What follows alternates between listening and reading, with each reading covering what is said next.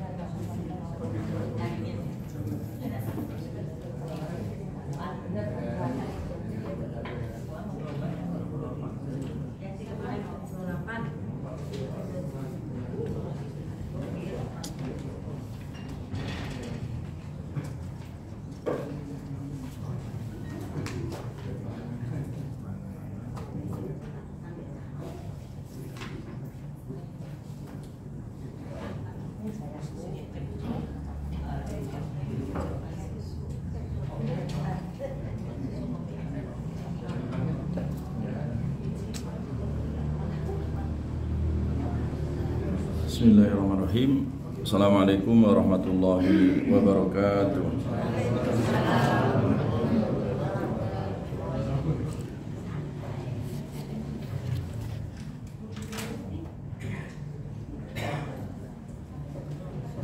Bismillahirrahmanirrahim. Raditu billahi rabba wa bil islami dina wa bi Muhammadin nabiyyan wa rasulan. Raditu billahi rabba wa bil islami dina wa bi Muhammadin nabiyyan wa rasulan. Raditu billahi rabba wa bil islami dina wa bi Muhammadin nabiyyan wa rasulan. Alhamdulillah wassalatu wassalamu ala Rasulillah wa ala alihi wa ashabihi wa man sara ala nahjihi ila yaumil qiyamah. Wala haula wala quwwata illa billah. Allahumma anfa'na bima 'allamtana wa 'allimna ma yanfa'una wa zidna ilma. Amin. Baik para santri semua, Bapak Ibu sekalian yang hadir secara offline maupun yang online hari ini, mudah-mudahan senantiasa diberkahi oleh Allah Subhanahu wa taala, dipanjangkan umurnya dalam beribadah, istiqomah sampai husnul khotimah. Amin ya rabbal alamin. Kita lanjutkan surat Ghafir ayat 28. Saya baca dulu, nanti Bapak Ibu ikuti ya. A'udzu billahi minasy syaithanir rajim. A'udzu billahi minasy syaithanir rajim. Bismillahirrahmanirrahim. Bismillahirrahmanirrahim. Wa qala rajulun mu'minun min ali fir'auna yaktumu imanahu ataqtuluna rajula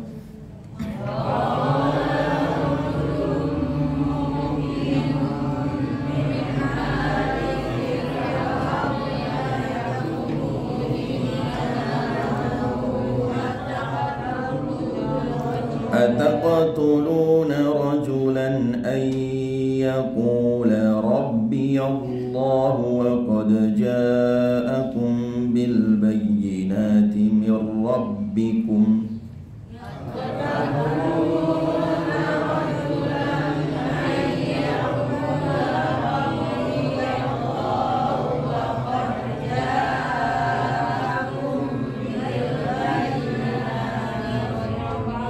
وإن يك كاذبا فعليه كذبه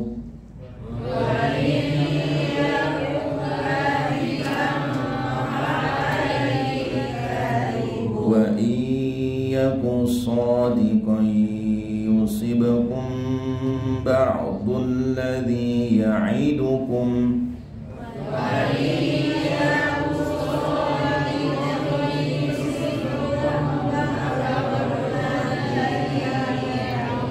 إن الله لا يهدي من هو مسرف كذاب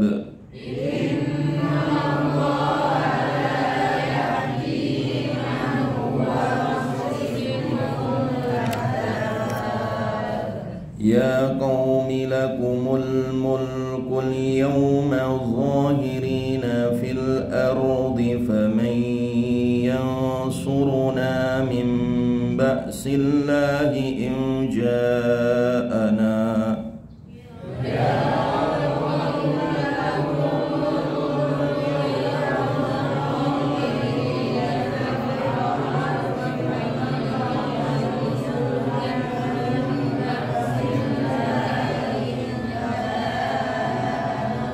قال فرعون ما أريكم إلا ما أرى وما أهديكم إلا سبيل الرشاد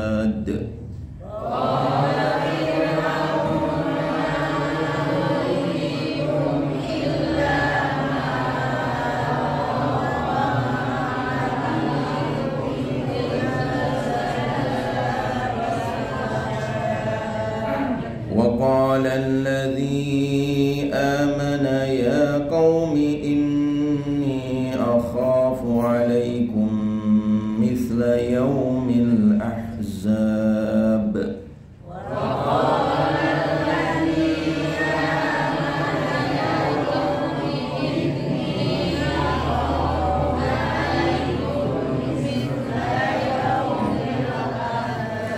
مثل دأب قوم نوح وعاد وثمود والذين من بعدهم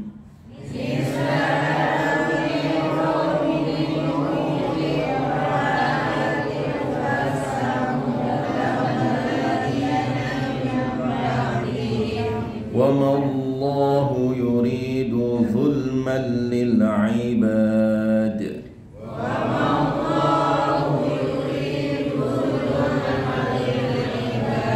ويا قوم إني أخاف عليكم يوم التناد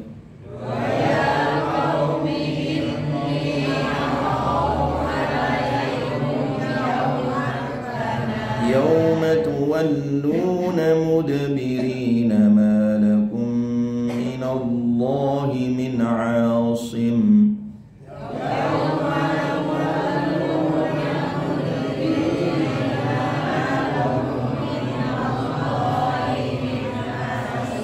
ومن يضلل الله فما له من هاد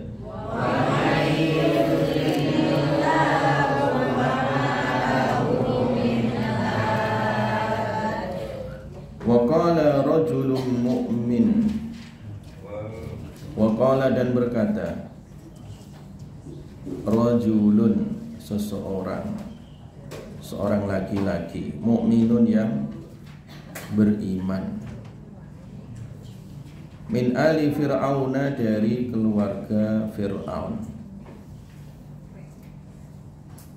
Jadi berkata seseorang yang beriman. Nah, siapa nama dari orang ini? yang dia beriman ya, dan itu berasal dari keluarga Fir'aun ya.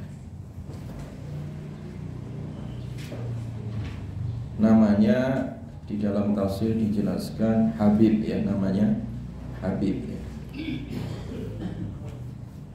Ada yang mengatakan itu Syam'an ya, Habib atau Syam'an ya, nama dari keluarga Fir'aun yang beriman. Yaktumu menyembunyikan, yaktumu yang ia menyembunyikan orang tadi ya, imanahu keimanannya. Jadi lanjutan dari ayat sebelumnya tentang bagaimana rezimnya Fir'aun ya, yang kemarin berkuasa ya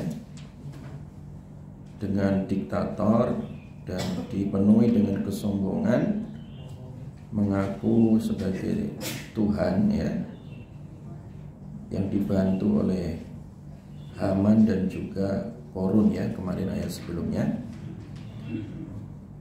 Nah, di tengah makar mereka, di tengah koalisi mereka ya, gabungan Fir'aun, Haman dan Korun mereka itu ya, untuk melawan Nabi Musa, ternyata di internal keluarga Fir'aun sendiri ada yang masuk Islam. Itu ya, unik ini ya. Itulah hidayah ya. Tetapi keislamannya di masa-masa awal itu disembunyikan. Yaktumu ia menyembunyikan imanahu keimanannya. Jadi Syam'an atau Habib ini yang merupakan keluarga Fir'aun membela Nabi Musa. Ataktuluna, apakah kalian membunuh ya?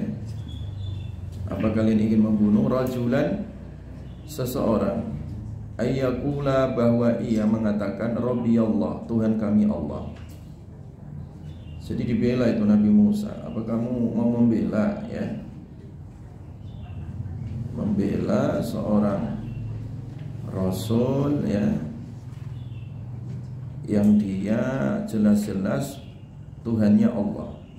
Wa qad ja'akum, dan sungguh telah datang kepada kalian, bil bayyinati, dengan membawa bayinat. Bayinat di sini maksudnya adalah membawa mukjizat ya.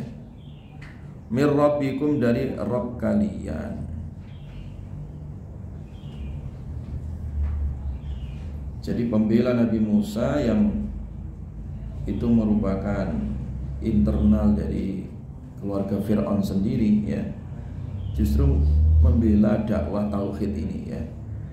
Apa kalian ingin membunuh seorang nabi yang jelas-jelas dia mendakwahkan ketuhanan ya, mendakwahkan tauhid, datang kepada kalian dengan membawa segudang mukjizat ya. Mir rabbikum, dari Rabb kalian. Wa iyyaku kadziban, wa in, dan jika yaku adalah ia kadziban, pendusta ya, itu pendusta. Fa alaihi, maka baginya kadzibuhu, dustanya. Wa iyyaku shadiqan, dan jika ia adalah shadiqan, orang yang jujur, yusibukum, maka membenarkan kalian ba'dul ladzi, sebagian alladzi, yang ya'idukum, yang ia janjikan kepada kalian. Innallaha, sesungguhnya Allah, la yahdi, tidaklah menunjukkan man, orang, huwa, yang ia adalah musrifun, orang yang melampaui batas ya. Kadzabun, lagi orang yang banyak berdusta. Nah, ayat ini ya, ayat ini itu bicara dalam masalah dakwah ya. Sesulit apapun kita tidak boleh pesimis ya. Di tengah hegemoni Fir'aun yang begitu kuat ya, disokong donatur tetap yaitu Korun ya, dan pemikir intelektualnya yaitu Haman. Ini kurang apanya ini rezim ini ya, rezim Fir'aun ini sangat kuat sekali. Ya, seperti kekuatan yang tidak ada lawan waktu itu ya. Makanya kesombongan Fir'aun akhirnya memuncak sehingga ia mengaku sebagai seorang Tuhan ya. Jadi kalau kezaliman, kesombongan sudah memuncak itu tanda sebuah keruntuhan. Nah, ternyata keruntuhan Fir'aun ini dimulai dari internal sendiri ya. Jadi tidak semua orang-orang di sekitar Fir'aun itu mendukung Fir'aun, tidak ya. Jadi dalam teori dakwah itu ya, kesulitan apapun di dalam dakwah itu selalu ada celah ya, selalu ada celah. Baik celah yang sifatnya internal ya, di dalam itu sendiri ya, masalah itu sendiri. Kayak Fir'aun ini ya sudah tidak bisa dilawan dari luar ya, ternyata dari dalam itu justru ada dari keluarga Fir'aun yang malah beriman. Dan malah juga tidak hanya keluarga kerabat Fir'aun, istrinya sendiri juga beriman gitu. Jadi di sini beriman itu terkadang tidak mengenal tempat, ya. Jadi tidak mengenal apa? Tempat, ruang dan waktu, ya. Jadi kalau memang Allah memberikan hidayah, ya, walaupun orang itu berada di lingkungan yang rusak, ya, lingkungan yang kotor, tetap hidayah itu akan sampai gitu ya. Jadi iman itu seperti berlian ya. Berlian itu mau ditaruh di etalase, mau ditaruh di sampah, tong sampah juga akan selalu berharga gitu ya. Nah, sementara kekufuran itu seperti sampah ya. Ya sampah mau ditaruh di etalase juga nggak ada yang beli ya kan. Bau ya. Itu kekufuran ya. Nah, beda juga dengan keimanan tadi. Keimanan itu kalau sudah masuk pada diri seseorang, walaupun dia di lingkungan sampah tadi, yaitu sampahnya Fir'aun ya, lingkungan kekufuran ya, tetap saja hidayah itu sampai. Dan ternyata dari internal keluarga Fir'aun itu, mulai dari istrinya dan sebagian kerabatnya justru beriman kepada Nabi Musa ini ya. Nah, disinilah ya, jadi disinilah pentingnya ketika kita mengajak ya, berdakwah itu tidak boleh putus asa atau tidak boleh apa? Menyerah menghadapi satu kondisi dan keadaan ya. Jadi selalu ada pertolongan Allah itu ya. Maka oleh karena itu di sini dijelaskan bahwa faktor hidayah itu penting ya. Maka oleh karena itu hidayah itu di dalam Al-Quran itu dibagi menjadi dua ya. Dibagi menjadi dua. Yang pertama itu namanya hidayah irsyad. Yang kedua hidayah taufik ya. Jadi hidayah itu ada dua. Yang pertama hidayah irsyad ya, al-irsyad. Yang kedua hidayah at-taufik namanya.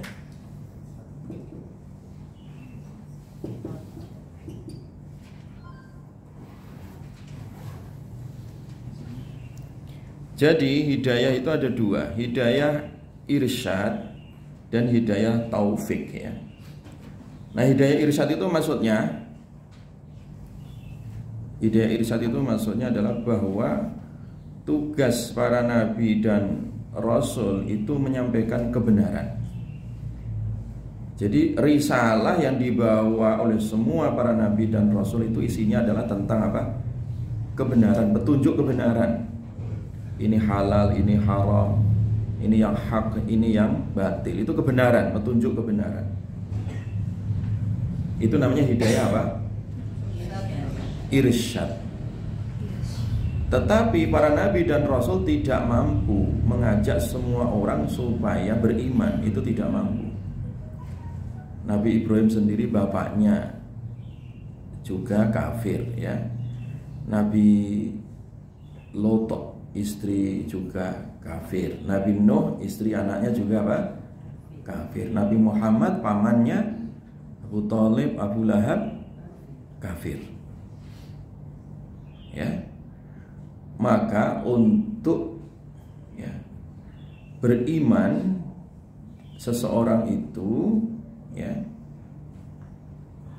sesuai dengan kehendak Allah Subhanahu wa ta'ala. Jadi orang beriman itu memang tadi langsung dikehendaki oleh Allah Subhanahu wa ta'ala. Nah, itu yang dikenal dengan hidayah taufik. Hidayah apa? Taufik. Jadi yang menyebabkan orang itu mau menerima kebenaran itu hanyalah Allah Subhanahu wa ta'ala. Itu yang disebut dengan hidayah apa? Taufik ya, hidayah taufik. Dan itu hanya milik Allah ya, milik Allah. Para nabi dan rasul pun nggak punya hidayah taufik itu. Nggak ada di tangan nabi dan rasul hidayah apa? Taufik. Karena yang memberikan hidayah taufik itu hanya siapa? Allah Subhanahu wa ta'ala. Nabi dan rasul dan kita semua tugasnya hanyalah memberi hidayah al-irsyad ya. Namanya hidayah apa? Al-irsyad, yaitu membimbing, mengarahkan, menunjukkan kepada orang lain supaya tahu jalan kebenaran. Adapun dia mau mengikuti kebenaran atau tidak itu urusan siapa? Allah. Karena itu adalah hidayah taufik ya. Jadi urusan Allah adalah hidayah apa? Taufik ya. Karena tidak semua orang yang tahu kebenaran dia mau melaksanakan apa? Kebenaran. Ya. Jadi ada yang tahu tapi dia tidak mau. Nah, ini orang yang tersesat ya. Udah tahu kebenaran tetapi tidak mau melaksanakan apa? Kebenaran, itu namanya apa? Tersesat. Nah, tersesat kenapa dia tersesat? Sebabnya juga dua. Pertama karena mengikuti syahwat, hawa nafsu. Yang kedua karena kena syubhat. Jadi syahwat dan syubhat itu penyebab orang tersesat ya. Ya. Orang tahu Pak, korupsi itu haram. Tapi tidak semua orang bisa meninggalkan apa? Syahwat korupsi. Enak kok ya, dapat duit, kaya mendadak, ya kan? Itu namanya orang sesat. Dia tahu kebenaran ya, tapi tidak mau melaksanakan apa? Kebenaran ya. Jadi disebabkan karena apa tadi itu? Hawa nafsu. Sudah tahu itu hakim MK nggak boleh merubah aturan calon presiden usia di bawah 40 tahun. Tahu dia itu undang-undangnya ya, tahu aturannya, tapi kenapa dirubah-rubah? Dorongan apa? Syahwat, dorongan syahwat, kekuasaan, kepentingan ya. Jadi atau orang tersesat itu karena syubhat ya. Syubhat itu artinya keraguan-raguan di dalam dirinya ya. Kekacauan cara berpikir ya. Kekacauan cara apa? Berpikir. Jadi orang nggak mendapatkan irsyad dan taufik tadi itu karena syubhat dan syahwat.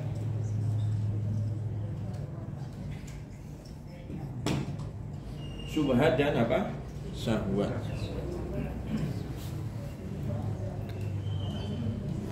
Dua hal itu ya, itu yang menyebabkan orang itu tersesat ya. Kalau syahwat itu urusannya ya urusan perut sama bawah perut ya, itu syahwat ya. Kalau syubhat itu urusannya alam pikiran ya. Kalau syubhat itu urusannya alam pikiran. Dia paradigma berpikirnya itu keliru karena keliru salah baca atau kelirunya itu salah berguru ya, atau kelirunya itu salah pergaulan ya, sehingga fikrah pemikirannya itu menyimpang ya.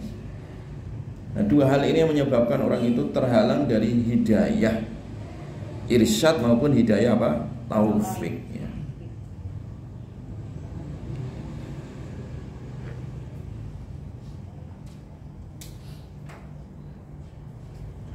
Jelas ya?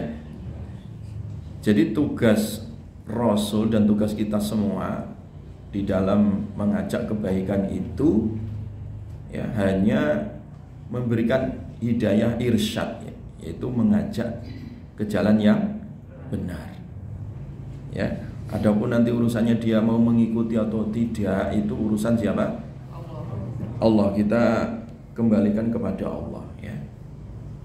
Innaka la tahdi man ahbabta ya. Sesungguhnya engkau wahai Muhammad tidak bisa memberikan hidayah taufik kepada orang yang kamu cintai ya. Jadi terkadang kita ini udah semangat gitu ya, mengajak orang kerabat kita supaya sholat, supaya infak, supaya berbuat baik, nggak mau juga gitu ya. Itu berarti belum mendapatkan hidayah apa? Taufik. Hidayah irsyad sudah sampai kan? Diajak sholat itu namanya hidayah irsyad. Tapi belum tentu hidayah taufik sampai pada dirinya. Itu selalu begitu di dalam fenomena ya, atau di dalam kenyataan ya. Pada setiap orang itu selalu begitu ya.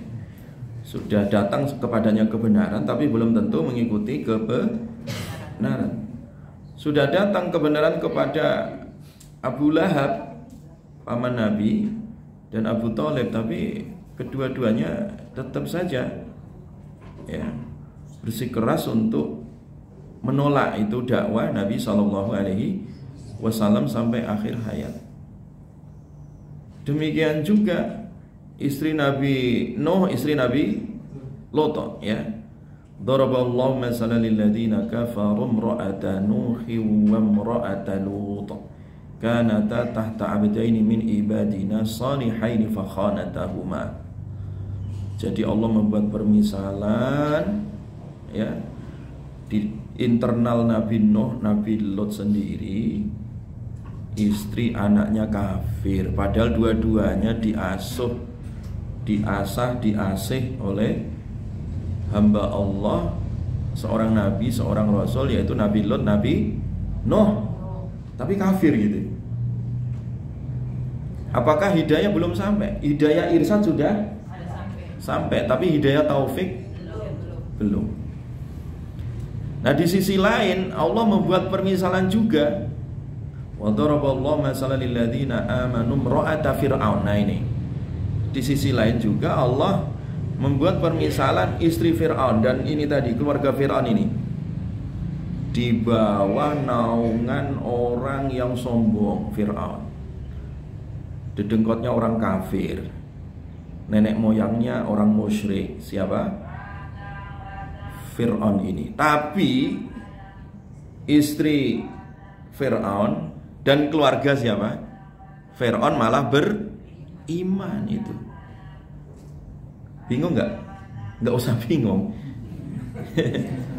Nggak usah bingung. Maka oleh karena itu di sini ya, di sini pentingnya kita minta hidayah. Ihdinas siratal mustaqim. Makanya itu menjadi rukun ya. Rukun sholat kita itu minta hidayah irsyad, juga hidayah taufik. Ihdinas siratal mustaqim, ya Allah, tunjukkan jalan yang lurus ya. Jalan yang lurus itu jalannya siapa? Siratal ladzina an'amta alaihim ya, jalan orang yang telah engkau beri nikmat. Yang dimaksud dengan beri nikmat, apakah dia punya mobil baru? Bukan itu ya. Bukan nikmat-nikmat yang sifatnya materi, bukan. Siapa orang yang diberi nikmat itu? Ya, kalau hanya sekedar materi, Fir'aun materinya melimpah, ya kan? Namrud melimpah, Bill Gates melimpah, ya kan? Materinya, ya. Bukan itu. Orang yang diberi nikmat yang sesungguhnya adalah ya orang yang diberikan nikmat keimanan ya. Ya. Wa may yuti'illaha war rasula fa ulaika ma'al ladzina an'ama Allahu 'alaihim minan nabiyyina wasiddiqina wasyuhada'i wassalihin. Surat An-Nisa 69 ya.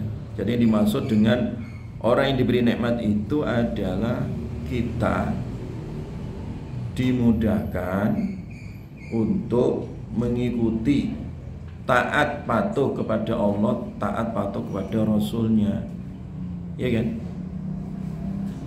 Dan kita senang dengan risalah para nabi, ya, minan nabiyyin, para nabi, wasiddiqin, orang-orang yang siddiq, wasyuhada, orang-orang yang syahid di jalan Allah, ya kan? Wassalihin, dan orang-orang saleh. Itu yang orang yang diberi nikmat yang dimaksud dalam surat Al-Fatihah itu, ya. Berarti salah satu indikator hidayah itu kita punya komunitas orang-orang baik, orang-orang sholihin tadi. Nah, berarti kalau Bapak Ibu ya pesantren seperti ini tuh bagian dari hidayah. Bagian dari apa? Hidayah. Tidak semua orang dikasih hidayah, Pak. Ya. Walaupun sudah dikasih tanda-tanda, rambutnya sudah putih semua, mau disemir 1000 kali ya tetap putih. Alis mau dinaikkan ya tetap turun terus. Walaupun disuntik berapa kali wajahnya ya tetap aja kendor, ya. Ya, sudah ada tanda-tanda orang udah sepuh gitu kan. Kalau tidak diberikan hidayah ya tetap aja mainannya mainan botol, ya, minum botol ya. Walaupun dia menteri hebat gitu ya, minumannya ya 30 juta ya satu botol itu. Sambil nelpon keren gitu kan. Ya. Nggak sadar ya. Ya, rakyat lagi miskin ya, tahu nggak baik itu, tahu tapi dilakukan. Ya berfoya-foya, minuman satu gelas 30 juta, Pak. Ini teh aja gratis di sini. Luar biasa ngerinya ya. Itu hidayah. Mahalnya apa? Mahalnya hidayah itu di situ ya. Makanya orang-orang kafir yang mati tanpa hidayah itu salah satu keinginan besarnya, dia ingin nyawanya dikembalikan 1 detik saja gitu. Laula akhartani ila ajalin qarib fa asaddaqa wa akum minas shalihin. Ya Allah, sedetik saya pengen balik ya. Saya ingin sedekah, saya ingin bersama orang-orang soleh. Jadi nikmat itu ya, dia punya komunitas orang-orang baik mau ngaji itu nikmat. Nikmat luar biasa. Itu nikmat hidayah ya. Dan bahkan mereka orang-orang yang mati dalam keadaan kafir tanpa hidayah tadi ya. Kalau seandainya dia punya harta berlian segede bumi, sebulat bumi ini, mil'ul ardi dhahaba. Istilah Quran itu sebulat bumi berupa berlian. Kan nggak ada yang punya itu. Tapi kalau toh ada, dia akan tebus ya, demi membeli keimanan 1 detik. Nah, demi dia bersyahadat 1 detik. Tapi ya terlambat, nggak bisa. Hidayah nggak bisa dibeli ya. Udah terlambat ya. Maka oleh karena itu jangan sampai terlambat tadi ya. Jadi itu ya jamaah sekalian ya. Jadi hidayah itu ada irsyad, ada taufik ya. Nah, kita hidup ini ya dua-duanya ya, hidayah irsyad kita dapat, hidayah taufik juga kita dapat ya. Walaupun kebanyakan manusia sudah ada irsyad tapi dia tidak mendapat taufik. Nah, kalau yang bagus itu dua-duanya, irsyad dan taufik, dua-duanya dia diberikan oleh Allah Subhanahu wa Ta'ala. Nah, kalau orang itu sudah diberikan hidayah taufik tadi, dimanapun lingkungannya, walaupun dia berada di lingkaran setan, lingkaran Fir'aun ya, tetap saja dia beriman ya, dan membela keimanan. Istri Fir'aun ya. Dan ini rajulun mukmin ini juga itu membela dakwanya Nabi Musa. Apa kamu ini ingin membunuh utusan Allah ya? Sudah jelas datang bayinat ya, datang wahyu, datang mukjizat mir rabbikum, dari Rabb kalian. Jadi akhirnya dia membela Nabi Musa dan berargu argumentasi. Wa iyyaku kadziba fa'alaihi kadhibu wa iyyaku shadiqan yusibukum ba'dul ladzi ya'idukum wa iyyaku kadziban fa'alaihi kadhibu. Jadi kalau seandainya dia bohong, ya bohong kan dia kembali ke dirinya sendiri kok. Ya. Kalau seandainya itu dia benar, Anda yang rugi. Ya, kebenaran itu ketika datang kok Anda menolak, Anda yang rugi. Ya. Jadi dia berdialog berani gitu ya, beradu argumen dengan Fir'aun dan gengnya Fir'aun tadi itu ya. Jadi dia tidak takut ya. Makanya kalau orang itu kalau sudah masuk dalam keimanan ya, itu walaupun dia hidup dalam lingkaran setan, dia tidak akan pernah takut ya, membela yang namanya apa? Kebenaran ya. Makanya kan terkadang orang itu memang udah lingkungannya rusak, kalau nggak ikut korupsi juga nanti nggak makan ya. Jadi lingkungan setan itu kan, lingkaran setan. Nah di tengah-tengah lingkaran setan itu kita nggak boleh menyerah, tetap aja kita harus menegakkan yang benar. Ini resikonya mati ini. Resikonya digantung sama Fir'aun ini. Ya kan? Dia di tengah-tengah Fir'aun yang ngaku-ngaku apa? Ngaku-ngaku Tuhan, kok malah keluarganya ngeyel ada Tuhan lain selain Fir'aun. Ya, otomatis dia bahkan akan digantung, mati, nyawanya itu cabut itu ya. Dihabisin sama Fir'aun ya.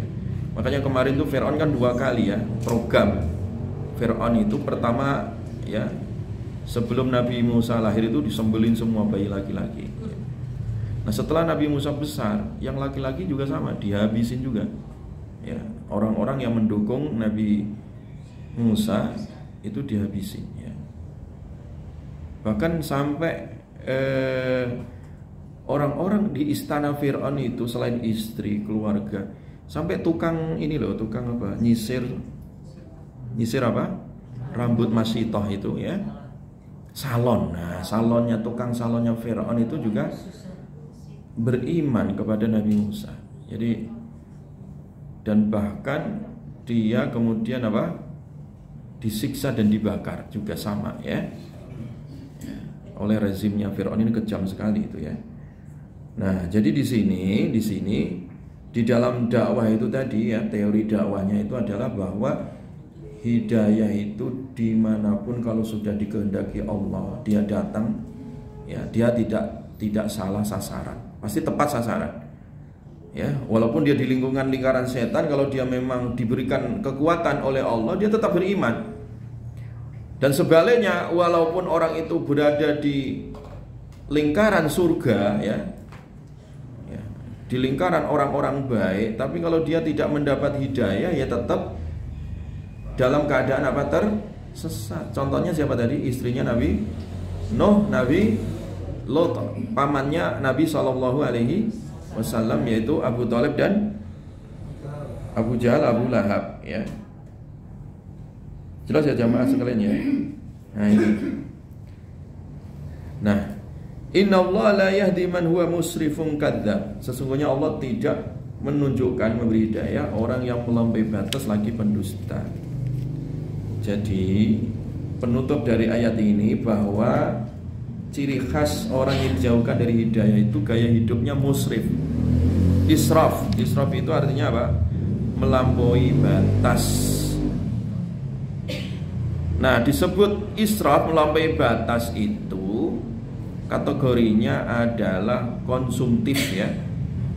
Dia mengkonsumsi sesuatu ya, tetapi melampaui batasnya. Makanan, pakaian, gaya hidup ya. Yang dia melampaui batas halal, yang haram-haram juga dimakan, itu melampaui batas. Atau melampaui batas mubah. Jadi yang disebut israf itu melampaui batas halal, ya kan? Misalkan di rumah ada daging ayam, sapi, masih aja beli daging babi. Nah itu melampaui batas itu. Walaupun kepengen coba-coba, katanya sih babi itu empuk ya dagingnya daripada sapi katanya. Ya, walaupun kepengen coba-coba itu melampaui batas. Jadi melampaui batas konsumsi dari yang halal itu namanya israf, melampaui batas. atau melampaui batas kemubahan. Halal yang dimakan, tapi sekali makan mukbang atau apa anak-anak sekarang itu ya, makan satu meja dimakan semua itu. Ya, sambal sampai apanya itu dimakan juga sama dia itu. Ya, dia lalapnya terong, satu ember itu ya. Yang sekarang youtuber mukbang itu ya. Ya. Bahkan ada kakek-kakek saya lihat, kakek-kakek makan satu ember gitu. Habis itu. Wah, besok kena asam uratnya kambuh itu kayaknya ya. Kolesterolnya kambuh itu. Kenapa? Apakah makan sambal terong, sambal mentah atau sambal terasi atau apa? Ya, hukumnya mubah, boleh.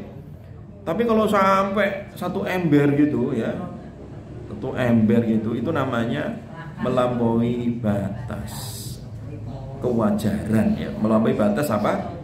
Kewajaran itu. Jadinya haram juga. Namanya israf. Namanya apa? Israf. Jadi israf itu, melampaui batas itu hanya pada hal-hal yang sifatnya dikonsumsi atau yang dikoleksi atau gaya hidup.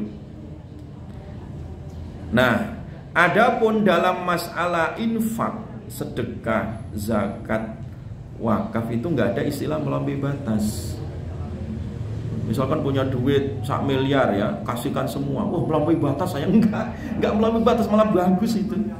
Nanti Masjid Al-I'tisam segera ada liftnya itu. Liftnya segera jadi. Di rumah punya tabungan 1 miliar dibawa ke sini ya. Nggak ada melampaui batas. Jadi kalau dalam masalah sedekah nggak ada istilah melampaui apa? Batas, nggak ada. Walaupun misalkan seluruh hartanya dikasihkan semua, itu nggak melampaui batas kayak Abu Bakar gitu ya. Kembali tadi ya, orang yang dijauhkan dari hidayah itu cirinya adalah musrif ya, melampaui batas. Definisi melampaui batas tadi apa? Dia melampaui batas kehalalan ya, jadi keluar dari halal, israf, atau melampaui batas dari yang mubah ya, kewajaran ya. Kadzab. Nah, yang kedua ciri orang yang dijauhkan hidayah, kadzab. Kadzab itu pendusta, banyak dustanya, suka bohong ya. Ya. Suka bohong ya. Jadi bohong ya, bohong ya. Ya bohong itu ya apa? Menipu, dusta ya. Tidak sesuai dengan fakta, itu bohong. Boros itu masuk ke israf tadi, Pak. Yang israf ya. Israf. Kalau bohong itu terkait dengan penyakit mental ya. Dikit-dikit bohong ya. Ya sampai masuk israf mubadir ya. Kalau bohong itu katanya mau memproduksi mobil listrik gak jadi ya, itu bohong juga. Nanti setiap guru per Oktober nanti dapat 2 juta, 3 juta. Kalau nggak jadi itu bohong. Atau makan siang gratis, kalau nggak jadi bohong. Semua bohong haram ya. Semua bohong adalah apa? Haram. Kecuali ada satu bohong yang boleh. Apa? Kepengen tahu? Jadi bohongnya suami ke istri ketika dimasakin ya, atau ketika dibikinin teh. Istrinya buru-buru, suaminya datang bikin teh, ternyata enggak gula, garam diminum. Gimana Pak? Enak ya? Alhamdulillah. Padahal di sini nyesek rasanya itu. Nah, bohong kayak gitu boleh ya. Sering-sering aja yang kayak gitu biar nggak berantem terus.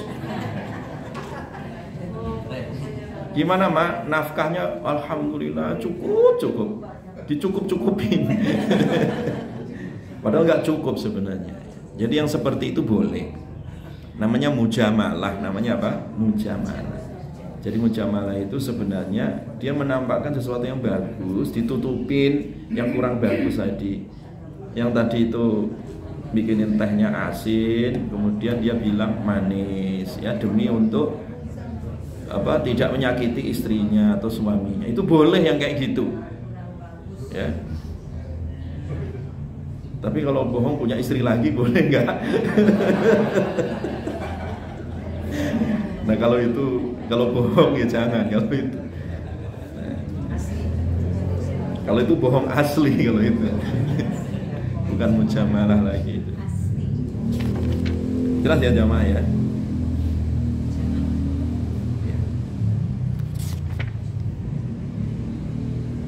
Wallahu a'lam bishawab. Ada pertanyaan sampai sini? Monggo Pak. Tergelitik dengan pernyataan melampaui batas. Melampaui batas Pak. Ini ayatnya kemudian saya ambil dari Al-Maidah ayat 5. Ya silakan Pak. Di Al-Maidah ayat 5 ini disebutkan bahwasanya halal ya. Makanan ahli kitab halal bagimu, makananmu halal bagi mereka. Perempuan ahli kitab halal bagimu untuk dinikahi. Yeah. Pertanyaannya sekarang ini sementara wanita muslimah juga banyak, apa tidak melampaui batas? Kenapa harus menikah dengan yang non muslim? Iya. Maupun ahli kitab. Kenapa ini tidak masuk melampaui batas? Ada yang mengatakan menikah dengan perempuan ahli kitab atau Nasrani atau Yahudi dikatakan itu dulu boleh, sekarang udah nggak berlaku lagi. Cuman kan ayat Qur'annya kan mengikat selamanya. Iya. Terima kasih Ustaz. Betul. Jadi makanan dan juga wanita ya. Ahlu kitab ya. Ahlu apa? Ahlu kitab. Ahlu kitab itu maksudnya ya orang-orang yang dia beragama dan dia punya asal kitabnya, yaitu Yahudi Nasrani itu ada asal kitabnya, cuman dirubah-rubah, yaitu Taurat dan apa? Injil. Mereka disebut ahlu kitab. Nah, makanan mereka itu halal dan juga perempuannya ya, bukan laki-lakinya, perempuannya. Ini laki, ini kain perempuan, ya kan? Kalau perempuan muslimah dengan ahlu kitab laki-laki, nah itu nggak boleh. Qurannya nggak ada ya. Yang ada itu laki, kemudian perempuan ahlu kitab. Nah, ayat ini sampai hari ini dan dulu pasca wafatnya Nabi atau di masa hidupnya Nabi artinya tidak dihapus, artinya masih berlaku ya. Cuman ketika di zaman Umar bin Khattab ya, di zaman siapa? Umar bin Khattab. Nah, ketika terjadi ya pertukaran budaya ya, Islam itu kan tersebar ke seluruh pelosok dunia ya, sehingga terjadilah muamalah antara Islam dengan ahlu kitab dan begitu seterusnya lah ya, dan bahkan ada yang menikahin dengan wanita-wanita ahlu kitab. Ya memang nggak dilarang, secara ayatnya tidak dilarang ya, tetapi Umar waktu itu melarang karena madharat. Alasan apa? Madharat, dampak ya ke anak-anaknya, dampak ke keluarganya, sehingga Umar memutuskan itu dilarang ya, waktu itu ya. Demikian juga ketika perkembangan zaman sampai hari ini ya, MUI sendiri ya itu juga melarang. Kenapa? Alasannya madharat. Alasannya apa? Madharat itu artinya apa? Dampak negatifnya lebih besar. Apalagi sekarang ada istilah misionaris ya, atau misionarisme, memang sengaja ya ditukar dengan melalui pernikahan beda agama, itu tujuannya untuk murtad ya, untuk memurtadkan. Nah ini, dan di Indonesia sendiri nikah beda agama ilegal, itu udah ingkrah putusannya mahkamah melalui rekomendasi MUI bahwa nikah beda agama hukumnya apa? Ilegal. Ya, ilegal itu nggak ada landasan hukum secara nasional, nggak ada. Ya, secara nasional nggak sah itu. KUA nggak boleh menikahkan, atau pengadilan negeri juga nggak bisa menikahkan.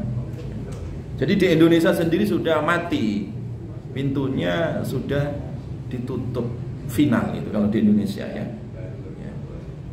Itu satu ya. Jadi sehingga kalau mau nikah ya nikahlah sesama agama ya, sesuai agama masing-masing saja, jangan percampuran apa?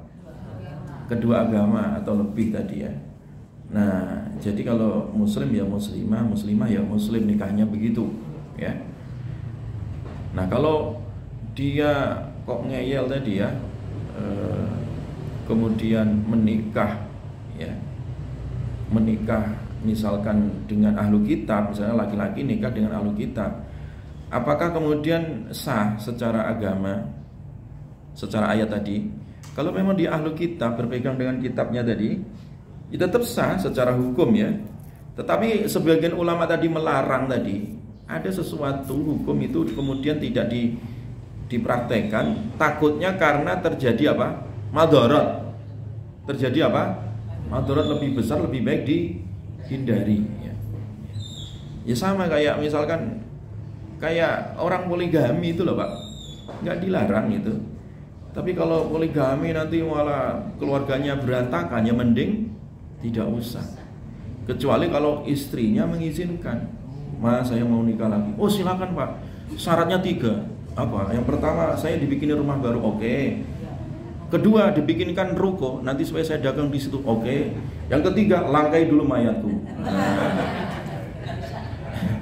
Siap nggak itu? Jadi kalau begitu ya jangan, wah nanti malah ribut ini ya. Tapi kalau istrinya mengizinkan silakan Pak ya. Tapi syaratnya janda yang sudah usia 75 tahun saya sebutkan. Jadi makanya ya itu hukum itu harus melihat maslahat juga, melihat maslahat ya. Sama kayak sekarang ini ya, kayak makanan ahlu kitab, ya kan? Itu juga harus hati-hati, ya. Harus hati-hati. Kadang dia memang ahlu kitab, tapi kadang ya namanya orang-orang sekarang itu loh. Orang-orang sekarang tuh dia punya anjing, punya babi, macam-macam orang-orang sekarang itu. Mending dihindari. Lebih baik apa?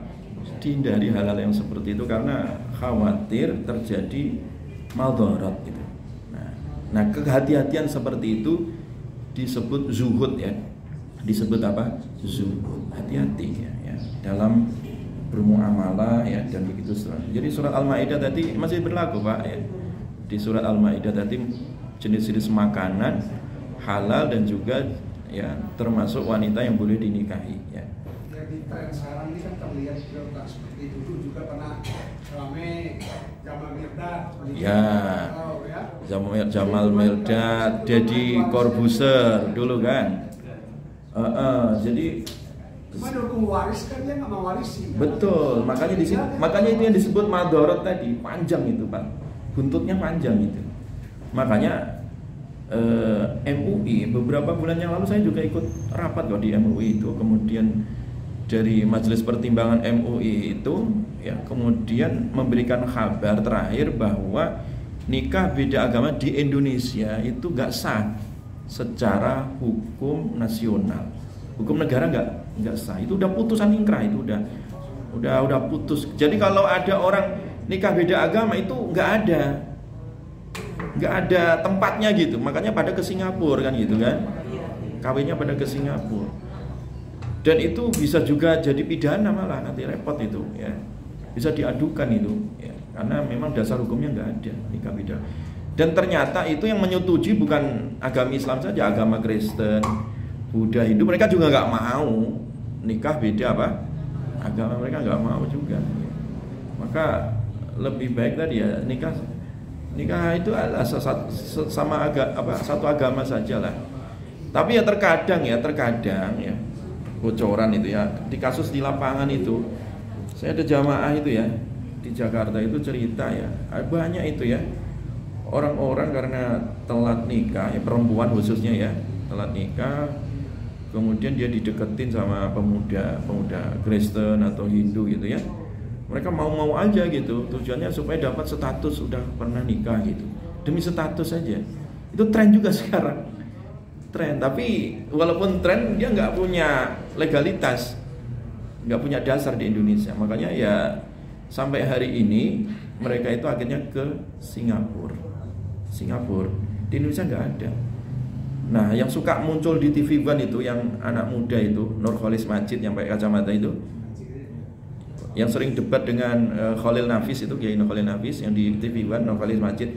Nurcholish Madjid itu ada dua, yang udah meninggal, yang dari Golkar dulu, Cendekiawan, itu yang juga melegalkan nikah beda agama. Ada buku fikih lintas agama yang diterbitkan para Madinah itu ya, zaman rektornya Pak Nurcholish Madjid. Itu ternyata yang pertama kali kena apa namanya, kena batunya itu beliau sendiri. Justru anaknya perempuan Nadia Madjid itu kawin sama Robert, Yahudi Ortodok dari Amerika ya. Nah, itu yang menyebabkan beliau wafat di akhir hayatnya, itu salah satunya ya. Beliau sampai stres, pusing gitu ya. Jadi disebabkan itu tadi apa, Nadia Madjid itu kawin dengan Yahudi Ortodok. Ternyata beliau sendiri nggak setuju sebenarnya dalam hati, tapi dalam tulisannya oke-oke saja gitu. Nah, kemudian ada Nurcholish Madjid baru ini yang masih hidup muda, itu telah mengawinkan beda agama 1.300-an pasangan. Yang suka muncul di TV One itu. Makanya MUI gregetan gitu, akhirnya kan itu diproses dan sudah final. Akhirnya putusan akhir dari negara kita ini, nikah beda agama hukumnya batal, tidak sah ya. Jadi dia tidak sah. Tidak sah itu artinya dia tidak dapat legalitas dari negara gitu ya, tidak dapat legalitas ya. Jadi juga nanti nggak dapat kakak, sebenarnya nggak dapat kakak juga ya. Itu di Indonesia Pak. Wallahu alam, nanti kalau ada yang nyogok-nyogok itu ya di luar kewenangan negara itu ya, itu urusan pribadi. Status agama dia berzina atau tidak? Status agama dia bagaimana? Berzina atau tidak? Berzina ataukah tidak? Kalau dia tadi laki muslim nikah dengan ahlu kitab perempuan, status agamanya ya, kalau dia memang ahlu kitab beneran ya, bukan abal-abal, ya sah tetap, nggak berzina. Nah, tadi dilarang tadi itu karena mador. Tapi kalau dibalik, perempuannya muslimah, lakinya ahlu kitab, berzina gitu. Jadi berzina itu artinya kalau dia keluar dari batas hukum halalnya tadi. Sama kayak orang itu, kayak orang poligami, dia punya istri pertama, kemudian istri kedua walaupun nggak izin, halal nggak Ustaz? Ya halal. Ya. Ketiga, keempat, yang haram tuh kelima, kebablasan, istrinya 5. Ada loh itu, serius ada. Ada orang itu, ada jamaah itu nikah 2 bulan atau 3 bulan, itu kemudian balik ke rumahnya. Ketika ditanya, ternyata salah itu, dia dijadikan istri ke-5. Itu terjadi. Ya, kalau udah seperti itu gimana Ustaz? Ya karena dia nggak tahu, ditipu gitu ya. Nikah syubhat namanya, nikah apa? Syubhat. Dan ini terjadi juga sekarang, banyak tipu-tipuan ya, hati-hati ya. Jangankan yang seperti itu, kadang laki-laki nikah sama laki-laki sekarang ketipu, ya kan? Dia nyamar jadi perempuan, kan banyak itu sekarang itu. Ngeri sekarang. Atau perempuan sama perempuan kan? Itu yang lagi viral itu. Perempuan nikah sama perempuan, dia merubah akte, merubah KK, KTP ya. Bisa aja namanya, semua bisa, ada celah, ngeri itu ya. Iya bang. Seperti dengan nikah siri kan juga mungkin saya lihat ya ada mudaratnya kan halal juga ya Pak. Iya. Seperti apa mungkin negara memandangnya? Nikah siri itu sah secara agama ya, selama ada walinya. Bukan nikah di puncak ya. Kalau nikah di puncak itu palsu itu. Orang Arab datang ke puncak dinikahkan, itu kawin palsu, itu mah biong-biong nggak tanggung jawab. Nikah siri beneran ya, walinya bapaknya asli, bukan orang lain gitu.